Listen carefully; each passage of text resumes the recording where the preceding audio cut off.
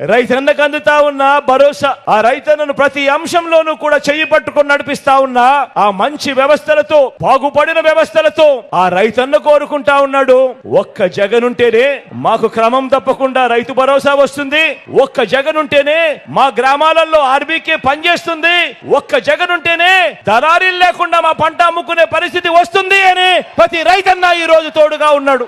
ప్రతి రైతన్న ఈ రోజు జగనే కావాలి, జగనే రావాలి, జగన్కే మనసుంది, జగనే మంచి చేయగలుగుతాడు అని ఆశీర్వదించే ఆ ప్రతి రైతన్న కూడా మీ బిడ్డకు ఈ రోజు తోడుగా ఉన్నాడు. ఎప్పుడు జరగని విధంగా ప్రతి అంశంలోనూ కూడా నేను నా నా నా నా అని సంబోధిస్తూ వారిని గుండెల్లో పెట్టుకున్న ఆ అట్టడుగున ఉన్న నా పేద వర్గాలు ఈ రోజు జగనే రావాలి, జగనే కావాలి, జగన్ ఉంటేనే మా బ్రతుకులు మారుతాయి అని చెప్పి ఈ రోజు ప్రతి పేదవాడు తోడుగా ఉన్నాడు.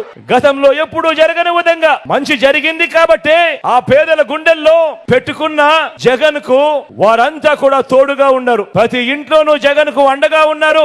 మంచి జరిగిన ఆ ప్రతి ఇంట్లో నుంచి జగన్ కు అండగా, వారికి బిడ్డగా, తోడుగా ఈ రోజు ఇంతమంది ఈ రోజు జగన్ కు అండగా ఉన్నారు. మరి నేను అడుగుతా ఉన్నా, జగన్ ఒంటరా అని అడుగుతా ఉన్నా మిమ్మల్ని అందరినీ కూడా.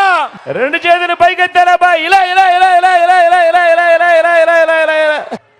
జగన్ ఒంటరి ఎప్పుడూ కాదు. ఇన్ని కోట్ల గుండెలు జగన్ కు తోడుగా ఉన్నంత వరకు జగన్ ఎప్పటికీ ఒంటరి కాదు.